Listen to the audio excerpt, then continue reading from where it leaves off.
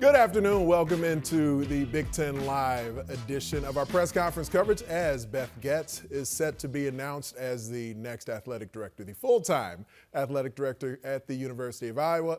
I'm Anthony Herron. This was actually not pre-planned. I am a Hawkeye alum, and so I'm looking forward to hearing from Beth Goetz in a moment when we get ready to toss you out to Iowa City. This is just kind of a casual sort of scheduling issue here, but on the whole, I'm very much looking forward to hearing from who will be the athletic director at Iowa. Beth Goetz has been the interim AD for a few weeks at this point.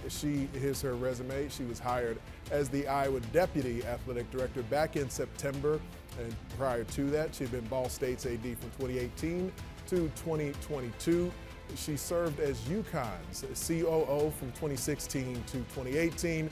She was the Minnesota Gophers deputy AD from 2013 to 2015, so that's where her Big Ten experience really began at that point. And their interim athletic director in 2015 and 2016. She has also been a coach and a soccer collegiate athlete. So her resume, not only in the boardroom and as an executive, as an athletic director, has certainly been one that set her up for this opportunity. But part of the things that she's spoken about in the time she's been interim AD at the University of Iowa has been the fact that she has been a student athlete, she's been a coach, and she understands the ins and outs of how important those roles are when operating. It's, of course, an athletic department in Iowa City that's had all kinds of success. Variety of head coaches who, at this point, predate Beth Goetz, who've been very successful in their time. One of them, Iowa football coach Kirk Ferentz. His time as the football coach in Iowa City, he's got the fifth most wins in Big Ten history. That is 196 that he's had at the University of Iowa since 1999. 21 bowl appearances for Kirk Ferentz in the 25 seasons he's been the football coach there. 85 players selected into the National Football League draft. And he's got the third fewest points per game allowed for that Iowa defense in the FBS since 2001. So one of the great defenses this century. At this moment, let's head out to Iowa City where Dr. Barbara Wilson is set to introduce her new athletic director. Step stool back here. So thank you so much. Makes me feel right at home. Thank you for being here. We're delighted that you're here, especially all these student athletes. Wow, amazing that you turned out for today. I'm really delighted, and I see several of our coaches out there too. So I'm going to publicly introduce what you already know. It's old news now in some ways, but we're going to keep celebrating as much as we can. I'm delighted to introduce the University of Iowa's athletic director, Beth Goetz, who will now hold the Henry B. and Patricia B. Tippie Director of Athletics chair. As many of you know, Beth is a tremendous leader who will really take athletics to the next level, to the next stage here at the University of Iowa.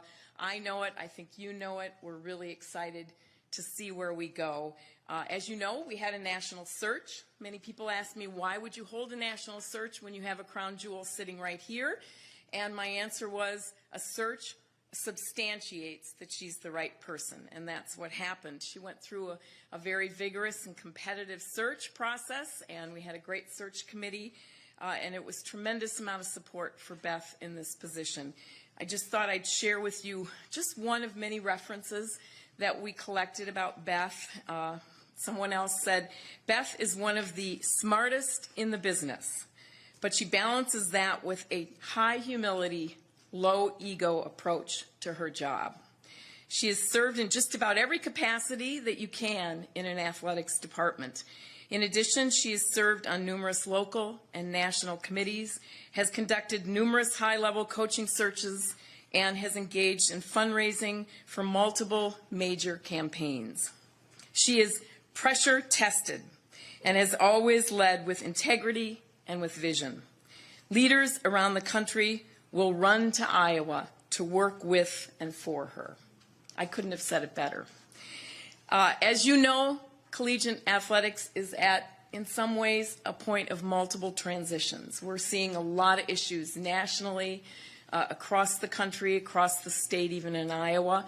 And we need a leader who's going to take us forward into the next and the next era, and a leader who is super focused on student athletes. And that's what I'm really excited about, and the coaches and the staff here. And the other thing I will say is Beth is also really focused on the academic enterprise. We never want to forget that collegiate athletics is at its best when it's part of the academic institutions that we all work for and live in and support. So it's my delight and honor to welcome Beth Goetz as our new athletic director. Please.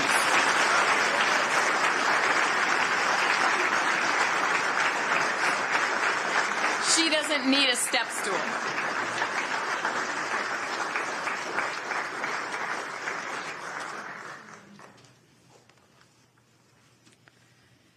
Well, thank you, President Wilson, for your kind words and for this incredible opportunity and the confidence that you have in me. In your leadership, I'll have a daily example of what it means to build community, embrace a bold vision, and work with a relentless commitment to success. I look forward to working in partnership with you, the Board of Regents, the Cabinet, and all of our campus leaders to serve and support the mission of this institution. I am just so honored, truly humbled to be the Henry B. Patricia B. Director of Athletics Chair here at the University of Iowa. To the search committee, the Chair, Nicole Grosslin, I'm grateful for your efforts and time through this process. While I've been on campus for about 16 months and recognize there is still much to learn, it took me about 10 minutes to figure out how truly special being a Hawkeye really is. To our student athletes, our alums, coaches, staff, campus partners, and passionate fan base, thank you for opening your arms to me. The great tradition, current success, and future accomplishments belong to each of you, and I will steward that responsibility with an unyielding effort and great pride. University of Iowa is a world-class institution. The Big Ten is the best conference in the country, and we have an amazingly talented team. Before I move on with the rest of my remarks, I'll just ask a little patience as I say a few more thank yous to those who have been so important to me through my journey. I've been blessed with many champions in my life, and with each step, they have been by my side. My family has shared in every win and loss with me as a student athlete, a coach, and administrator through countless games. And yes, I know you all still draw straws about who has to call me after a loss. They think I'm a little competitive and not so fun to be around at that moment. To my mom, my dad, my Aunt Mary, who's always supported my dreams, to the rest of the Goetz girls, Kristen, Sarah, and Katie, my best friends and sisters, your belief in me has never wavered. My brother-in-laws, my nieces and nephews, Olivia, Maddie, Marin, Miles, and Gage, so incredibly proud of you all. I would not be who I am today without your constant love and support. To Jen, who is my voice of reason, my courage, and my true partner, to the Fraser family, I'm just so grateful for this amazing crew who is watching literally from coast to coast, spreading Hawkeye spirit. You all make me better each and every day. To my coaches and my teammates, to the athletes I had a privilege to coach, and the many colleagues and mentors who have shaped my path, I am grateful for all that I have learned from you. I'd like to acknowledge Gary Barta for his hard work and stewardship in turning over such a respected athletics program and for the opportunity to first join this great Hawkeye team. To Ball State President Jeffrey Mertz and UConn AD David Benedict, my gratitude and admiration for you both is limitless. Thank you for your investment in me, your friendship, and for being true examples of leadership. To so many others who have touched my journey, thank you for your words of wisdom, for your candid criticism that challenged me and helped me grow, and for being examples of how to serve student athletes. For decades, the University of Iowa has attracted and developed generational talents, past and future Hall of Fame coaches, trailblazers, and industry leaders like Dr. Christine Grant, athletes who have changed their sport and left their mark on the hearts of our fans. We will work hard to honor all that came before and the next group that is sure to walk through our doors. Our obligation will be to do what is right, to hold tight to our great tradition while not being afraid to embrace a creative and nimble approach that allows the Hawks to be successful in this new age of college athletics. supporting our athletes to graduation, the responsibility to represent this great institution with integrity, and competing for Big Ten and national championships will remain our priorities. We have the great privilege and opportunity to touch lives and to support young men and women in pursuit of their dreams and to help shape the future leaders of this great community, state, and beyond. To our student athletes, and it's so touching to see so many of you here with us today, know that our team will be your biggest champions. Your well-being will be the guiding force for every decision we make. I look forward to continuing to work closely with such an amazing group of coaches. You can put this group against any other in the country. Lisa Bluter, Kirk Ferentz, Tom Brands, Lisa Salucci, Rick Heller, Sasha, Jeff Garbett. I'm not sure who else is here. We've got a long list. Dave Diani.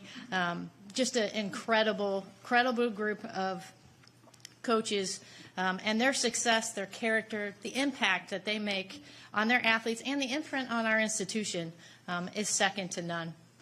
Our dedicated staff will continue to go above and beyond in support of our teams, and we have so many other credible partners across this campus.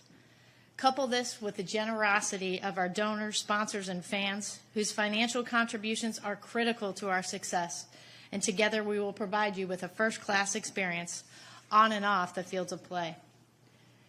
While pursuit of a University of Iowa degree will always be central to this transformational experience, we recognize the system is changing. We will listen to the voices of our athletes and recognize the value that you bring to our strong Iowa brand. We will prioritize ensuring we are prepared for what is to come tomorrow, use data to drive our decisions, be an engaged partner with our many stakeholders. Let's embrace high expectations, commit to innovation, not be afraid to make a mistake, and enjoy all the special moments and victories that come along the way. Change equals opportunity, and I am confident the Hawks are well positioned to navigate the shifting college athletics landscape. My pledge to all of you here today is to lead the University of Iowa with this foundation. I will serve with integrity, transparency, and a relentless drive for success.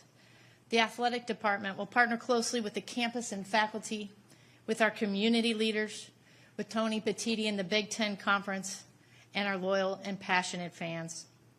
We will chase winning.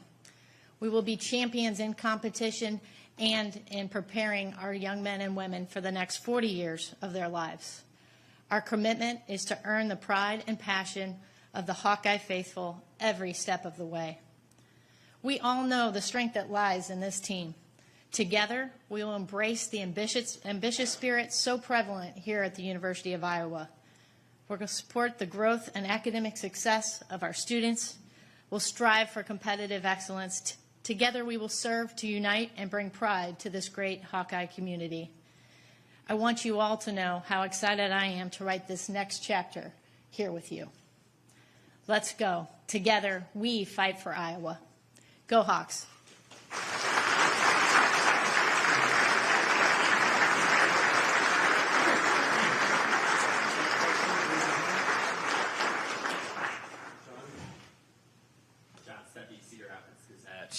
Now you're the only woman to be an AD in the Big Ten. What does that mean to you, and what do you think is the key to really empowering more women to be in a position like this? Yeah, thanks for the question, John. And, I stand on the shoulders of so many, and literally in the place where those that came before me fought to be sure that these opportunities existed. And I'm incredibly proud to be in that seat.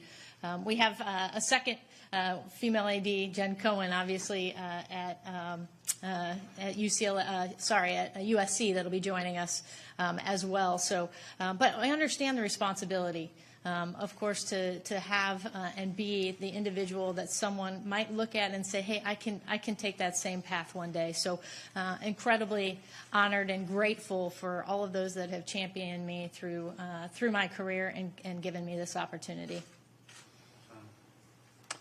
Tom Kickert, Hawkeye Report.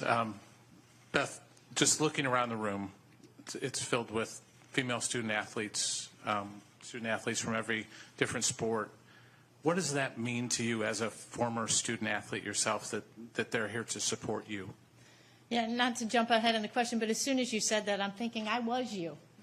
I know what that experience is like, and believe me, even a few decades later, when you're my age, you're going to remember every single moment. And it's certainly not about the wins and losses. It's about the experience that you get to have each and every day, the challenges that are going to make you better, whether you know that right now or not.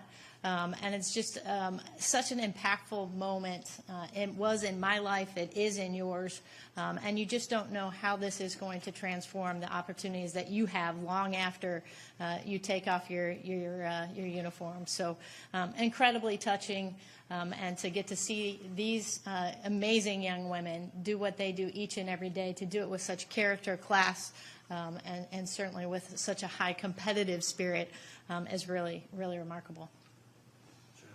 Chad Leitz-Decode, Des Moines Register. On October 30th, you had to deliver an important decision, probably your most, I guess, significant public decision, dismissing Brian Ferentz as offensive coordinator. In the 3 months since, how have you seen that decision received by the fans, maybe the administration you work with and for, and also with football, which obviously carries a huge relationship with what you do? Yeah, I think every decision we make is certainly an impactful one, and some are more visible than others. And anytime you make a decision about someone who has meant so much to this institution and to a program, it's always going to be difficult. But I think at the end of the day, relationships and leadership is about building trust. And you take the information that you have, you make the best decision that you can in the short and the long term. You do that with your values in mind, making sure you're taking into consideration all those that are impacted. And you go from there. And I think over time, you continue to develop that trust and that respect, that even in moments where some may agree and some don't, that they understand how you got to those decisions. And you work hard to ensure that while you may not agree on every account, that they know that you support them, you care about them, and certainly in the case of football, how passionate I am about continuing to support Coach Ferentz and that program moving forward. Hi, Beth. Hi, Mike. Mike Halas of the Gazette. Some of the coaches you mentioned, a lot of them really are established, entrenched, people who've been here a decade, 2 decades. As a new AD, how do you work with them? How do you gain their trust? And how do you move forward with them? Yeah, and it's probably a good question for you, and you say some that have been here for a while, and now I see Fran out here too. And it's really a privilege to work with these professionals. They know and love and are passionate about the Hawkeyes, but they also are welcoming with open arms. And so this is really a credit to all of them who allowed me to come in to build relationships with them, to learn about their programs, to partner with them. And again, it's just a little bit about learning how they like to operate, how we can best support that, and making sure that they know we're going to do that together. This is a partnership. Their success is our success, and we're going to work as hard as they are each and every day to help their programs reach their goals. Hi, Scott Docterman with The Athletic. In the ever-changing landscape of college athletics, in which life has changed probably more in the last 5 years than the previous 50 or so, what kind of role do you see the athletics department having with NIL, with the collectives, and is it going to be more of a partnership moving forward, and how are you going to engage those entities that are obviously key stakeholders to your student athletes? Changing college athletics is an understatement. Hopefully nothing's happened in the last 20 minutes that we're not all aware of here. But I think it's incredibly important that we both honor our tradition at the University of Iowa, but welcome and run to what that future is going to look like. We can lead in that space.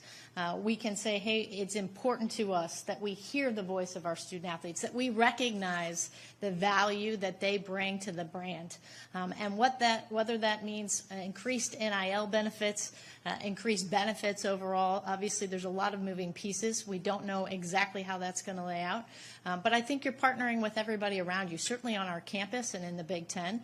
We've got a great relationship relationship with the Swarm Collective and within the parameters of the rules the NCAA has right now. That's how NIL needs to operate.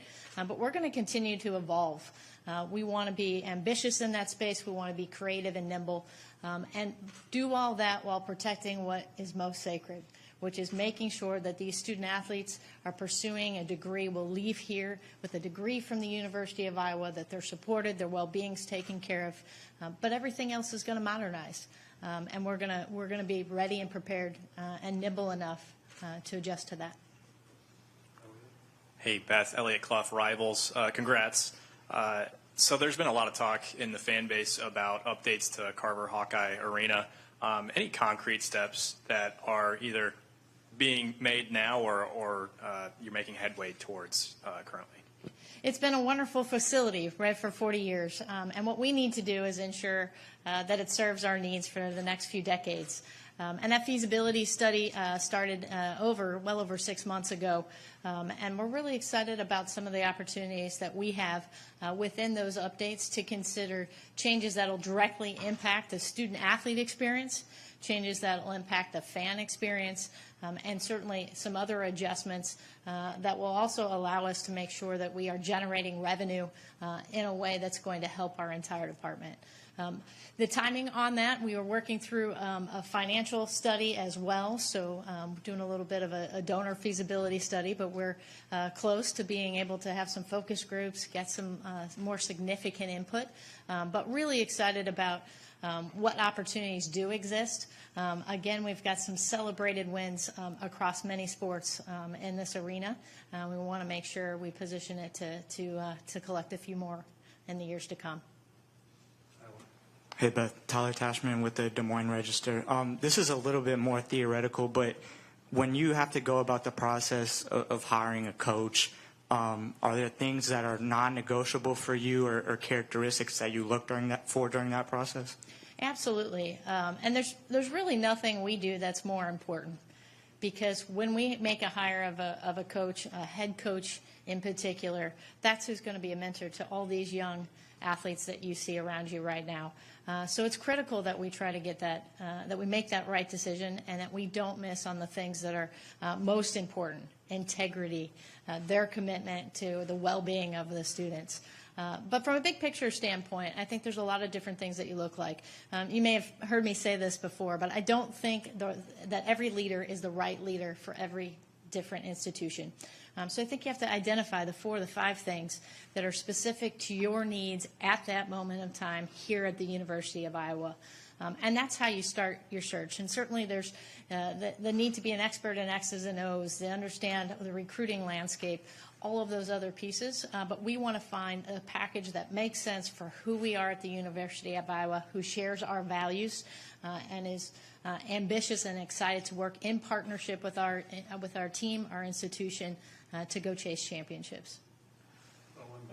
Hi, Beth. Owen Sebring with KGAN in back here. Congratulations, first off, of course. Thank you. So looking at the bigger picture, we now have one of the few female athletic directors in Power 5 schools. We have the only Power 5 women's college wrestling program. We have a student on campus who's probably the most famous college athlete in America right now. Does this bigger picture give a look at the University of Iowa as a place that wants to be kind of a trailblazer for women's athletes or maybe athletes in general right now? I think you can look even broader than that. To my right, as I look at President Barb Wilson, obviously we've got leadership in our state as well. But I think it does, and it always has. And those that are in the room that had the privilege to be here at the forefront of women's sports here at the University of Iowa, they know what that means. They've carried on that tradition, and it's a great responsibility. But if you are a young woman playing sports in this country and you are watching what these young women are doing, not just what Caitlin Clark and women's basketball is doing, but what field hockey is doing, this opportunity to launch women's wrestling and soccer and rowing and so many others, why not come to the University of Iowa? Because you're going to be embraced here. You're going to have incredible opportunities in competition, and we are going to support you. The community is going to support you. And it's really, again, it's all about giving them opportunities to succeed while they're here, but really prepare them for what comes next. And we've got the tradition to do that, the history to do that, and the track record. Again, to answer your question, yes, this is a destination for our young female athletes, no doubt about it. David Eichel, HawkeyeInsider.com. Congratulations, Beth. You talk about wanting to be the forefront of NIL and try to be creative and all about empowering the student athlete. With that being said, I mean, how tough is it going to be for you to kind of balance what's in the best interest of the student athletes versus maybe what's best for the coaches and even in the athletic department? How do you kind of go about balancing all of that while trying to be the leader of all of it? That's the question right there, right? There are going to be challenging times, but what we need to do is understand what the parameters are, whether that is provided to us via a lawsuit or by the federal government or whatever entity that is through the NCAA rules. We need to know what the landscape is, and then we will put together the pieces of the puzzle to ensure that we have our priorities in the right order. There will be changes and significant changes. And that will mean that we'll need to make different decisions about where to invest. There's never been a more important time to understand where we can leverage our strengths. And we'll have to do that across the department to be sure. But when you do that in partnership with your coaches, with your athletes, you come to a more agreeable decision, but we're also a part of getting to the right place. And so even though we don't yet know what the outcome is, we talk about this almost every day. Every time we meet with our coach, we conversationalize this with our entire staff. And so we all know what's coming. We're going to spend a lot of time modeling what outcomes could be. But at the end of the day, we will adjust to what the environment is. And again, with the foundation of ensuring we're protecting their ability to get a degree, have a great experience, and also live in a world where they can modernize and have an opportunity to earn extra benefits. Hey, Beth, Chad Leistico again. Can you give us an update where things stand with football's offensive coordinator hiring process, and also, obviously, the cost of coordinators seems to be going up across the country. Phil Parker goes to $1.9 million. Is Kirk operating, in your mind, in terms of the constructs of his contract, in terms of what money he has available for an OC, or is there some flexibility there in what you can offer to him as an athletics department? Yeah, I feel really good about where the process is. I know there are a lot of people anxious, certainly to hear what the final decision is and who is going to be joining that team. And I think that's all those puzzle pieces are going to come together here in short order. So I've worked very closely with Coach. Certainly we have a financial blueprint that we work through, and then from there we're evaluating each and every current staff member and also those that we may be considering for that role. We also have, as you know, have another position open as well. So it's really a big picture. We certainly recognize the escalating salaries across the country and want to make sure that we're great stewards of our resources and want to do our best to also support our programs and make sure we can continue to be competitive. Hi, Beth. Scott Docterman, again with The Athletic. Wanted to ask you about this on a personal level. I mean, you went from being a college athlete to a Division II coach for 12 years to working your way up. You've had some disappointments where you finished number 2 for a couple of spots, but here you are at a major university, the athletics director position. What does this mean to you from a personal standpoint? I think when you're sitting in their seat, in the seats of these student athletes, and maybe even before they come, before you get to college, you think about what your path might be. And one of the things I'm so grateful to my family for the coaches that I've had, is really believing that life is a journey. I look back and I've really learned more from the disappointments or the mistakes you make on the field, which I made quite a few. Coach Tiani will probably tell you. But those are the things that make you better.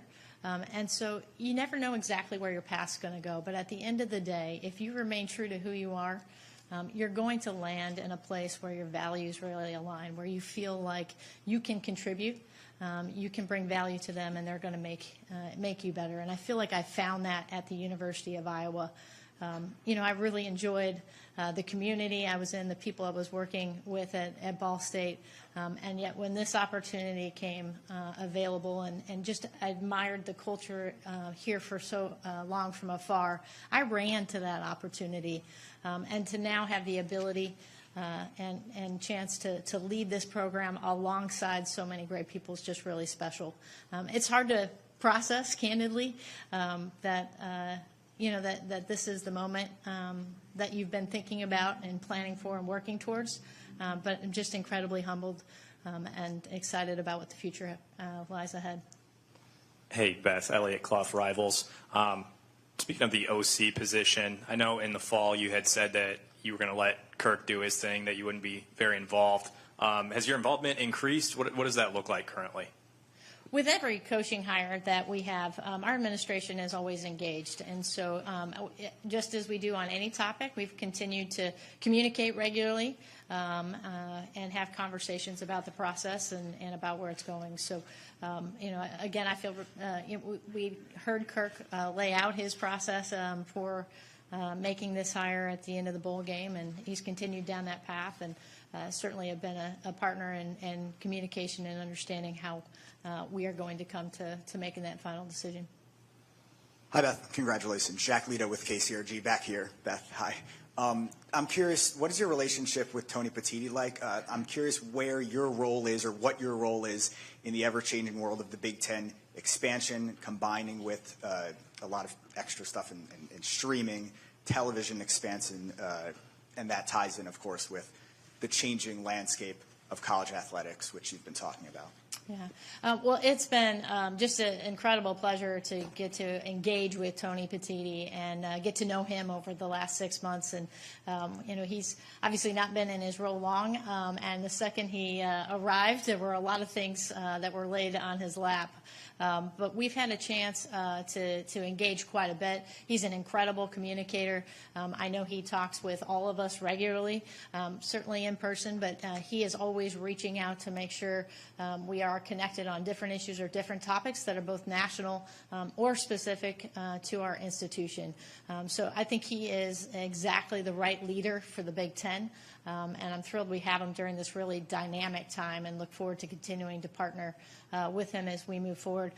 In terms of, again, the landscape, the footprint of the Big Ten, we are the best conference in the country.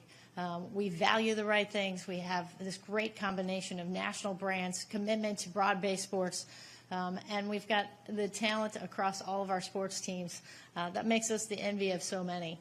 And so we have a chance to work in partnership with my colleagues at our Big Ten institutions, including the 4 new members that officially be entering next year. And I feel really good about our opportunities to chart a path forward that protects this great conference and protects our institutions and positions us well in the future. Now that you don't have the interim tag, is there anything that different that you're able to do or able to focus on, or different goals that you have now that you're kind of here for the long term? Yeah, I don't know about different. I think when I had the opportunity, when President Wilson offered me the opportunity to serve in the interim role, she said, please go do the job. And so we did that and continued to make sure we were making the decisions that we thought were important to move the department forward.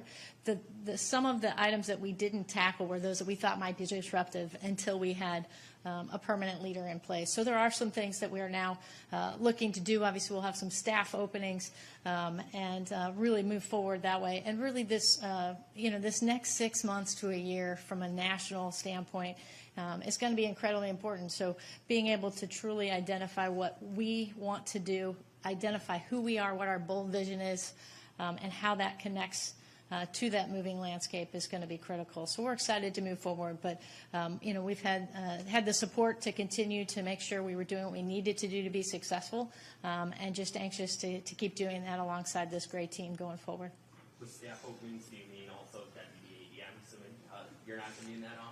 Well, I don't know that I can navigate 2 jobs, so we will look to fill that position. It may look a little bit different, and while we're not going to delay too long, I do want to make sure that we hire to where we're going. So more information is going to continue in the next couple of months. I think that position likely will have an external feel to it, but we're excited about the opportunities and the type of candidates that we know the University of Iowa will attract. So that certainly will be a priority. We're not going to do that tomorrow, but we want to make sure we have somebody that can come in and serve in the environment that's going to be most impactful to our department. We'll take 3 more questions. Start with Scott. Yeah, Beth, as far as priorities, they almost always, or they should start with student athletes, but beyond the athletes themselves, is there something that you put at the very top, whether it's the facilities, financial, is there anything you consider a priority that kind of works with your vision at this point? I don't know about a number one and number two, Scott, in terms of ranking, because we all have to do everything at one time.